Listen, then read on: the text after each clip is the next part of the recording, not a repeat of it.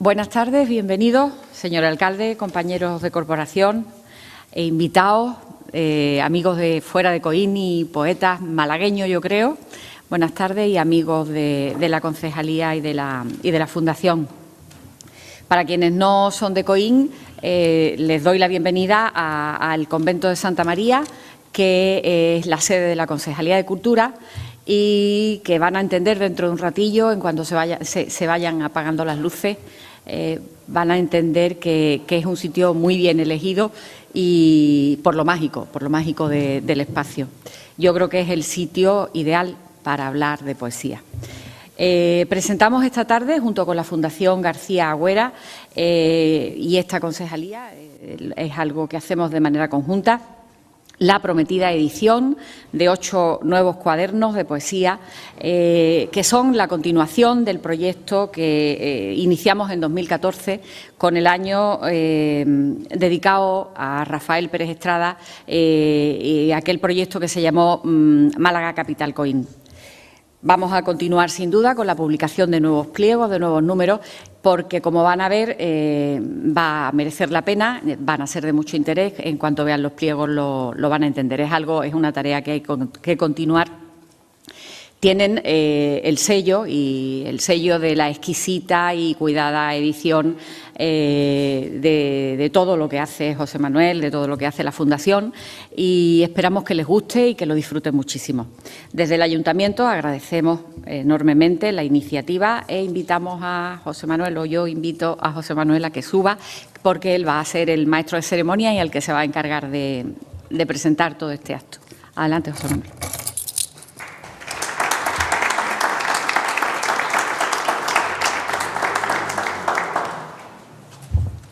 Bueno, muchas gracias a todos por venir. Es para nosotros una gran satisfacción teneros aquí reunidos y en esta tarde en la que este convento no está muy acostumbrado a recibir a poetas de la talla vuestra, ¿no? El proyecto Málaga Capital Coín surge como un homenaje de amigos a Rafael Pérez Estrada, una persona a la que queríamos mucho, y sobre todo por un afán de que Coín formara parte de la obra y de la vida de Rafael Pérez Estrada, ¿no? Que es un dato que curiosamente siempre se obvia en todos los biógrafos y en todas las actuaciones y las actividades que se hacen en torno a su vida y a su obra, ¿no? Nosotros nos sentimos muy, digamos, satisfechos, ¿no?, de que Rafael hubiera pasado aquí prácticamente una década entera y que parte de su obra, tanto literaria como pictórica, pues se haya ideado en este pueblo, ¿no? Los pliegos de poesía es una colección que pretende recordar casi permanentemente al amigo, ¿no?, al poeta, al escritor, al artista, en definitiva, que era Rafael, ¿no?, con quien siempre mantuvo con Coín una relación de amistad y de cariño que no queremos pues que se pierda o que se olvide. Ese es en parte el proyecto Málaga Capital Coín. Hoy presentamos los 4 nuevos números, 4 nuevas entregas de esa colección de poética o de esos pliegos de poesía, y para nosotros es un gran honor que personas como Alfredo Taján, José María Prieto, Dolores Llull o Jesús Baena, y bajo el cobijo y el paraguas de nuestro amigo y casi coineño ya, Juvenal Soto, estemos aquí. El desarrollo del acto se va a hacer de manera que, bueno, Juvenal, yo lo voy a invitar a que suba aquí porque él va a ser el que realmente va a ir presentando a vosotros los poetas, ¿no? Esperemos que en este entorno mágico, en este monumento coineño, como es el antiguo convento de Santa María de Coín, un bien de interés cultural protegido, pues pasemos una velada agradable. Y yo, la verdad, ya no tengo nada más que decir, nada más que dejar la palabra a mi amigo Juvenal, que os va a presentar. Muchísimas gracias a todos por venir y que continuemos en este proyecto. Don Juvenal, paso por favor.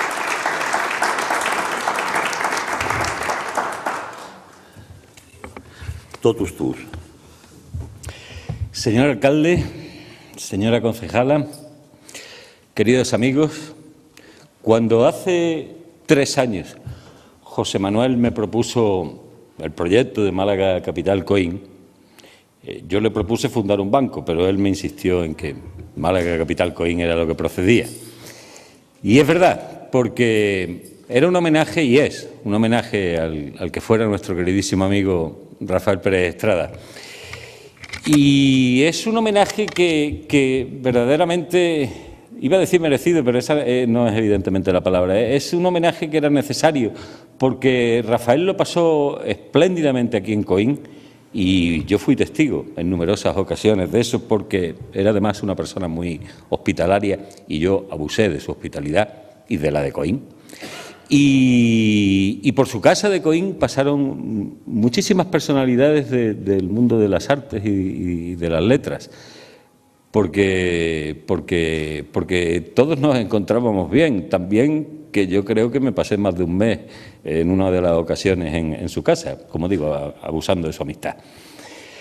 Bueno, los pliegos de poesía eran una parte importante de aquel proyecto que pergeñó José Manuel y que yo secundé inmediatamente, como no podía ser de otra manera, cuando me habló de él. Tuvo una primera entrega, esos pliegos de poesía, los 4 primeros números aparecieron en su momento y ahora pues aparecen estos 4 nuevos, con Jesús Baena, con Dolors Lluís, con José María Prieto y con Alfredo Taján. La intención de los pliegos es ir publicando poco a poco, año a año, pues lo mejor de la poesía española, lo que nosotros entendemos que es lo mejor de la poesía española. Y si la primera entrega fue casi exclusivamente de jóvenes, porque el número 1 quiero recordar que es un poema de Rafael en homenaje a otra persona muy querida y muy ligada a Coín, Mari Carmen Gil, muy querida por José Manuel y por mí, estoy seguro que por la mayoría de ustedes, los que la conocieron. Pues esta segunda entrega no se aparta de los jóvenes, porque Jesús Baena es, afortunadamente para él, muy joven, y los demás también, pero entra ya digamos, en una zona de madurez poética. Sin más, voy a pronunciar unas breves palabras dedicadas a Jesús, que es quien publica el pliego titulado Hijos de Caín.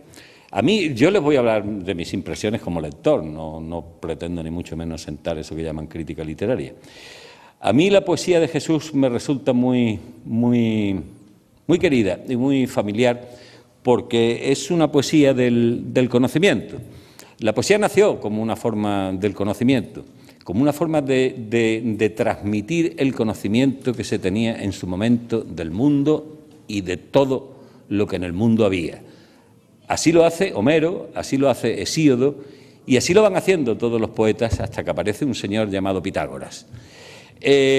Uno de los secuaces de Pitágoras se llamó Platón, y Platón, como ustedes saben, creó una historia llamada La República, en la cual fue concediendo papeles a distintos personajes, salvo a los poetas. A los poetas Platón los rechaza de la República. Luego se ha descubierto que Platón era un poeta que escribió bastantes poemas y que tuvieron muy mala aceptación, por cierto. Quizás de ahí también le viniese a Platón un poco ese resentimiento contra la poesía. Pero volviendo a Jesús Baena, creo que su poesía tiene mucho que ver con la filosofía y, en consecuencia, es una manera muy personal para él de explicar el mundo, pero además una forma de comunicar el mundo desde el ámbito de las ideas y no tanto desde el ámbito de los sentimientos, que es la forma más extendida, me parece, que existe de entender la poesía. Pero yo no le voy a decir más, yo creo que lo que procede es que Jesús lea su poema.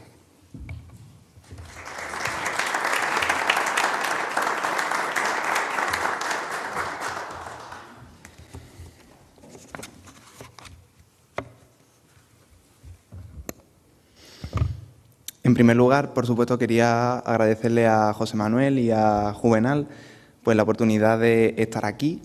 Y antes de leerlo solo quería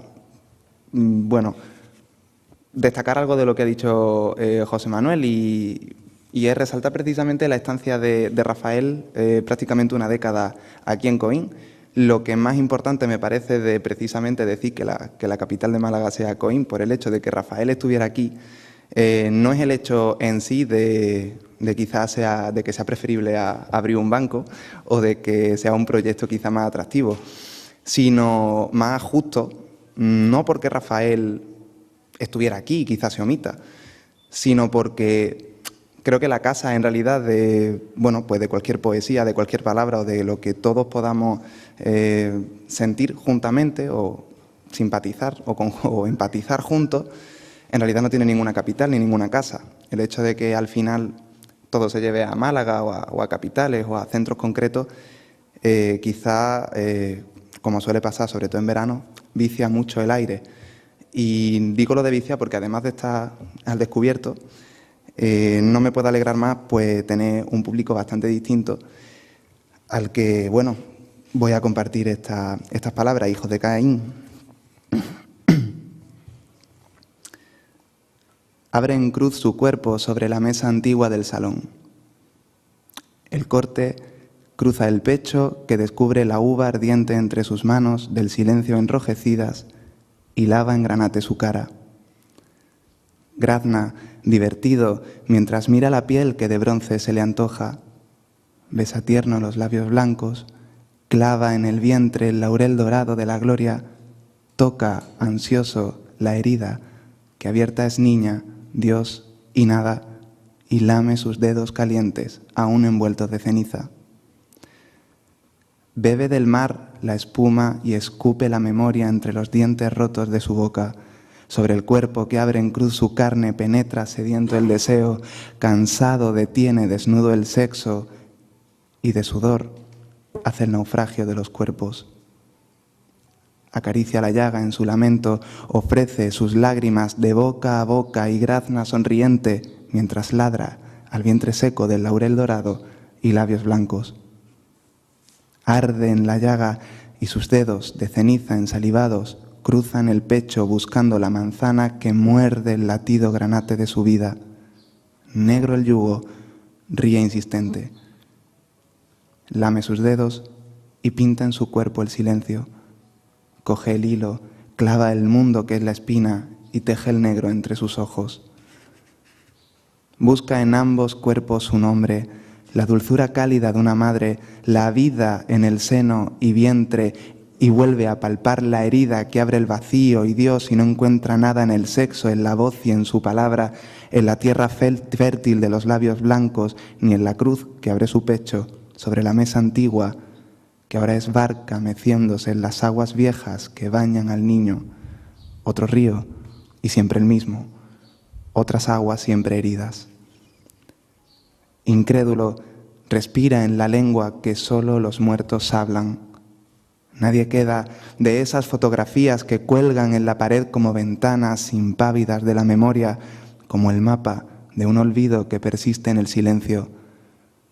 Todos estamos aquí fingiendo que alguna vez creímos vivo el cadáver en el que nos buscábamos y en nuestros ojos es jaula la mirada que encierra la mentira de ese cuerpo que de laurel dorado hace su estirpe y de blanco besa el miedo y la dolencia. Oculta, satisfecho el sexo y la mentira, ambos cuerpos de ceniza del velo rojo de la sangre, apenas el sol entra como el hilo entre las sombras oscuras de la noche, cabecea como un barco entre los calmos suspiros que abaten de lado a lado el murmullo de la sangre coagulada entre las aguas viejas, siempre heridas, que a los niños baña. Cemento y tierra, escombro y polvo, macera en su boca la ardiente uva y nadie responde. Muchas gracias.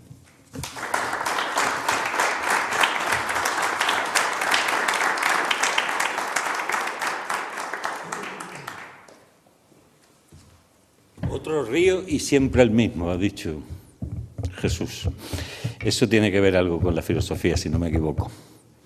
Bueno, llegará un momento en que alguien tendrá que decir que gran parte de la obra de Rafael Pérez Estrada se concibió y se escribió y se dibujó aquí en Coín. Cuando hablaba antes José Manuel de esa omisión, que no deliberadamente se hace, sino quizá por desconocimiento, yo creo que una labor probablemente de la Fundación García Güera y de los que están muy implicados en este proyecto sería decir que efectivamente gran parte y probablemente la parte mejor de la obra de Rafael se concibió y se hizo aquí en Coín. Si Jesús Baena, a mí me parece que la filosofía tiene una parte importantísima en su manera de concebir el poema y en su manera de concebir en general el texto literario, en Dolors Lluís no ocurre lo contrario, pero sí que el sentimiento tiene una función primordial. Insisto que no les estoy dando una opinión como crítico literario, sino una opinión como lector, como simple lector. Yo recuerdo los primeros textos que leí de Dolors eran mucho más apasionadamente poéticos que ahora. Eso no significa que esté cambiando, ni siquiera que esté madurando, sino que simplemente la palabra va dominando sobre el sentimiento en la poesía de Dolors. No obstante, me parece que los sentimientos tienen una raigambre muy profunda y una manera de expresar el verso en Dolors muy especial. Hay toda una parte de la poesía y de la literatura que piensa que la poesía es sentimiento y por lo tanto es lícito también, y por supuesto, hasta ahí podríamos llegar a concebirla de esa manera. Lo que ocurre en el caso de Dolors es que cada vez se va consumando más como escritora y en consecuencia el sentimiento está más difuso o parece más difuso frente a la importancia de la palabra. En fin, ella, el poema que publica se llama Defensa propia. No sé por qué lo habrá titulado así, seguro que ella podrá explicarlo mejor que yo.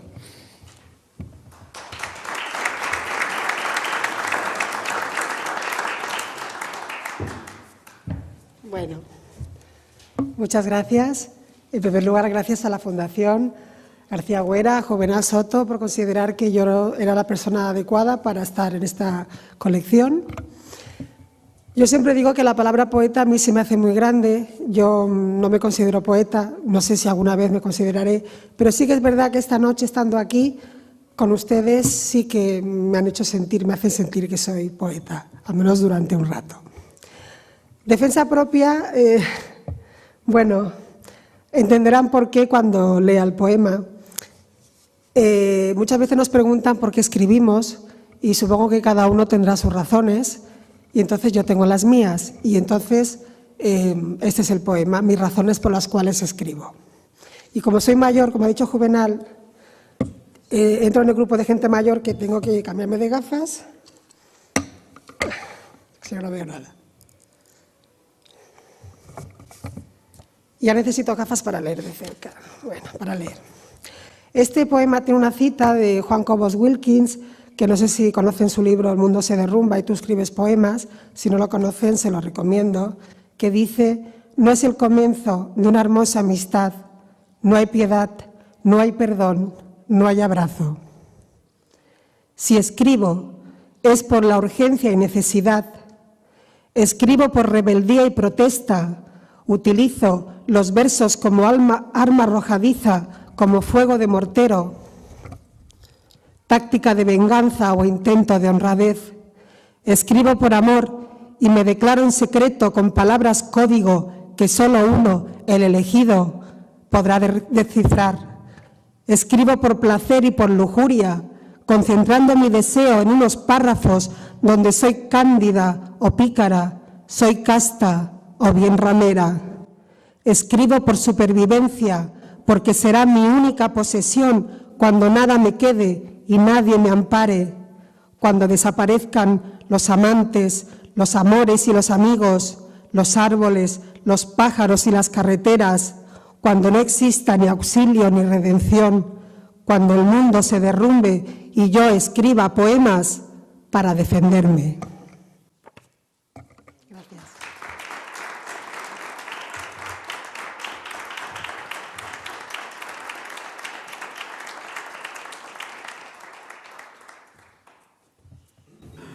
José María Prieto es uno de los viejos y grandes amigos de Rafael Pérez Estrada.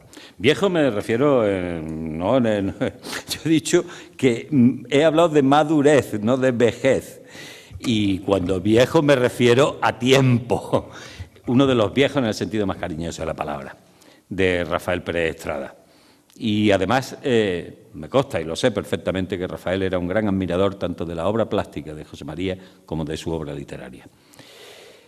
Para quienes conocemos la obra plástica de José María, tanto el dibujo como la pintura, nos es mucho más fácil interpretar o explicarnos la poesía de José María, pero es que los que conocemos la poesía de José María también nos resulta mucho más fácil explicarnos la obra plástica de José María Prieto. La elegancia probablemente es la palabra que define tanto su obra plástica como su obra literaria. José María es una persona profundamente culta que además conoce perfectamente a los clásicos y que además conoce perfectamente el latín y el griego, y eso también me consta. Y le puede constar a cualquiera simplemente leyendo su poesía. El poema que nos dio para publicarlo en los pliegos y que está recogido en ese pliego que ahora tiene delante de él, es probablemente no sea el mayor ejemplo de lo clásico que es José María en la concepción y en la forma de desarrollar el poema. Pero sí, desde luego, es un ejemplo de poesía clásica. Claro que yo nunca he sabido muy bien qué es un poeta o qué es la poesía clásica, quizás porque nunca he sabido muy bien qué no es un poeta clásico o qué no es la poesía clásica. En fin, José María es quien tiene la palabra.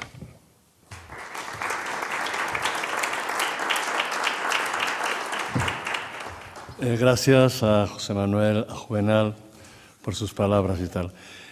Cuando Juvenal me pidió el poema, pues yo elegí uno, especialmente porque una amiga, Mariló Cárdenas, me lo pidió y digo, bueno, pues como coincidía, digo, vamos a demandar este. Hace un par de años se me ocurrió escribir sonetos, estuve 3 meses escribiendo sonetos, no había publicado nunca ninguno, este es el primero que se publica, los otros están en el libro este que está en un cajoncito de mi casa. Y, en fin, el soneto se titula Autorretrato insomne. Está escrito en un momento en que yo no estaba demasiado contento, pero gracias a Dios todo luego vino mucho mejor, mucho más feliz y mucho más como tiene que ser. Autorretrato insomne. La noche respirada, la fortuna de haber perdido todo y ser ahora libre para ignorar lo que me ignora, insomne bajo el arco de la luna. No hay materia de amor ni cosa alguna que pese ya en el alma. En ella mora el silencio absoluto de la hora, el espacio de estar sin voz ninguna. Lejos quedaron sombras y sonidos, cuerpos cegados en la noche quieta del tiempo y sus rincones doloridos.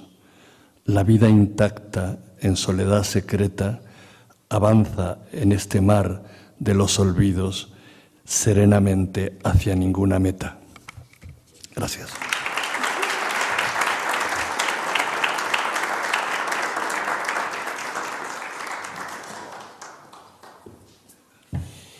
Y por último, Alfredo Tajam, que también fue un gran amigo de Rafael.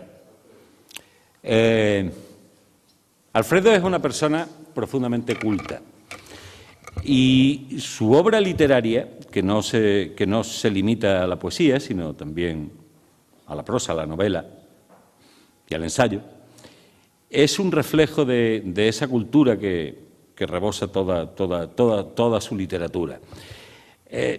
Yo no puedo, siempre que leo a Alfredo, no puedo nunca apartar de mi manera de leerlo, que él pertenece a una tradición extraordinariamente culta, que es la de la literatura en lengua española escrita por argentinos, es decir, en la lengua española de Argentina,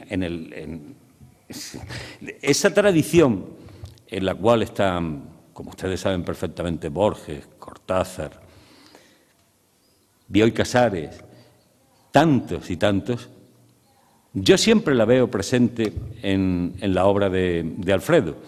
Y es una tradición extraordinariamente importante porque muchas veces me he planteado qué hubiese sido de la literatura española contemporánea sin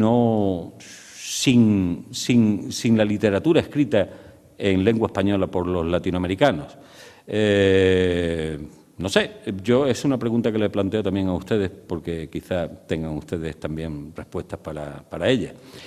El caso es que Alfredo sabe hacer literatura sobre la literatura, que es un asunto extraordinariamente difícil y que muy poca gente lo ha conseguido.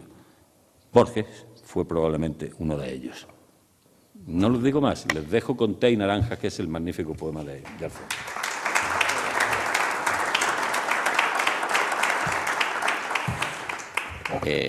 Bueno, en el sitio donde me coloca Juvenal ya es muy difícil que yo les pueda decir algo que esté a la altura de esas palabras generosas de mi amigo Juvenal, al que quiero agradecer esta iniciativa, estos magníficos pliegos. Los poetas somos profundamente egocéntricos y narcisistas, tremendamente vanidosos y muy envidiosos. No hay guerras más grandes, más sangrantes que las del escenario poético. Y no hay mejor anfitrión que José Manuel García Agüera y que todo Coín, señor alcalde, señora concejala. Literatura sobre literatura, ha dicho Juvenal. Efectivamente, este poema está dedicado a Rafael Pérez Estrada, gran amigo, gran coinero, gran persona, maravilloso, de un refinamiento también exquisito, y para mí fue uno de mis encuentros fundamentales al llegar a Málaga, Rafael Pérez Estrada. ¿Qué hubiera sido de mí si no hubiera conocido a personas como Rafael, como María Victoria Atencia, como el propio Juvenal, como José Manuel Cabra de Luna? En fin, una heráldica de gente valiosísima en los años 70 que hicieron mucho por la ciudad, y que las ciudades son amnésicas, fundamentalmente amnésicas. Pasa el tiempo y parece que no ocurre nada más que lo que está ocurriendo en este momento. Tiempo y espacio se confunden. Este poema, que está dedicado a nuestro amigo Rafael, también está dedicado a Jean Cocteau, otra de mis grandes obsesiones convertidas en pesadilla. Jean Cocteau, sin haber estado en Argentina, tuvo una embajadora argentina fundamental que fue Victoria Ocampo. La verdad es que Cocteau tuvo muchísima proyección, sus ángeles, sus arcángeles, sus drogadicciones y su literatura fronteriza. Está dedicado al ángel Octevisse, que fue uno de los ángeles más famosos de la poesía contemporánea. Pertenece a un bestiario de la transparencia excepcional. Un día que fue a visitar a Picasso, cuando residía en Riveté, Jean Cocteau fue atacado en el ascensor del inmueble de Picasso por el ángel Octevisse. Cocteau lo achacó a la pésima digestión de una pipa de opio que había fumado la noche anterior. Pero el ángel se le apareció varias veces, dice en sus memorias, Le Passé de Fini, durante la misma semana. Aún, dice, estando sobrio, irrumpía el ángel. Solo al séptimo día, cuando el poeta pensó en suicidarse porque ya no lo soportaba, o en terminar un largo poema en su honor, Octevisse, caritativo, lo dejó en paz. De esa manera, el poeta pudo descansar y vomitar al fin el poemario, quizá el más significativo de su obra poética, Té y Naranjas. Cuando Octevisse vino a visitarme, me encontraba en la estación de Albany, a punto de tomar el tren y abandonar para siempre la ciudad. Le dije al ángel, que apareció con una ala rota, que tuviera el valor de acompañarme. Fue cuando su escolta, en señal de desaprobación, batió las alas. Pero Ortevis al fin decidió acompañarme. Pobre Ortevis, decidió venirse conmigo al suburbio de la ficción suprema, donde cazaría de nuevo tigres en clima rojo. Hacia las 3 de la tarde partimos de Albany a la conquista de América, acomodados en un reservado nocturno desde el que se podía observar la evolución de las nubes, alzando solo un poco la cabeza, como en Málaga, España. La locomotora inició su marcha al compás de The Return of the Thin White Duke, bailarín más blanco que el blanco, más gélido que el Polo Norte, multiplicado urbi et orbi en las pantallas de la TVC 15. La noticia era escalofriante. Un ángel no muere, pero David había muerto. A mi delicuescente Ortevis le dije, nada, que nada te turbe. Sin embargo, sus ojos de escarcha se tornaron violetas, seducido por la balada exacta, por las sombras chinescas, mientras no quitaba ojo a su réplica sobre las praderas rosáceas del Nuevo Mundo. Era el año 1976 y nada le turbaba al frágil Ortevis. Mientras tanto, las agendas secretas hacían de las suyas en el vagón restaurante, ellas aspirando boquillas infinitas y ellos enfundados en esmokines celestes, fajines sangre pichón, sodomitas de perfección suiza, santificados por el cardenal Rohan, antes de cruzar el puente azul del irás y no volverás. El tiempo nos aguardaba fuera para aniquilarnos, y Ortevis temblaba, más de frío que de miedo. En realidad, todo le daba igual. Tal era el placer exultante que le provocaba la planicie amarilla peinada por el viento, que se puso a lanzar flechas con un carcaj estilo Luis XIII que manejaba estrepitosamente. Ortevis era un espectáculo, pero además un acontecimiento. Le felicité cuando le exigió al camarero en tono ordenancista té y naranjas, para luego gritar, envalentonado, que un poema transparente puede oscurecerse si el poeta lo retoca una y otra vez, mucho peor si toma esa decisión al caer la tarde, como si escribiera un epitafio en el lecho de un río donde nunca llueve. No les voy a engañar, pretendí retener o secuestrar al ángel, aunque desde el principio intuí que se iría con viento fresco. Y así fue. Ortevis, doble del doble, pura impostura, desplegó sus alas, abrió la ventanilla y de repente salió volando, dejándome más solo que la una con mi esencia de máscara y mis patéticos accidentes órficos. Muchas gracias.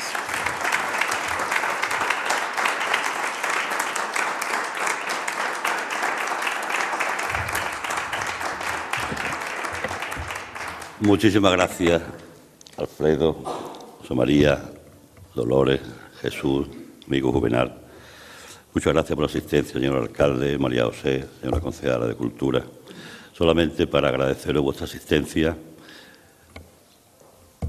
La concejala ha preparado una pequeña copita de agradecimiento y además hay algunos ejemplares de lo publicado, por si os apetece tener algunos, y un pequeño regalito que os hemos hecho agradeciendo vuestra asistencia.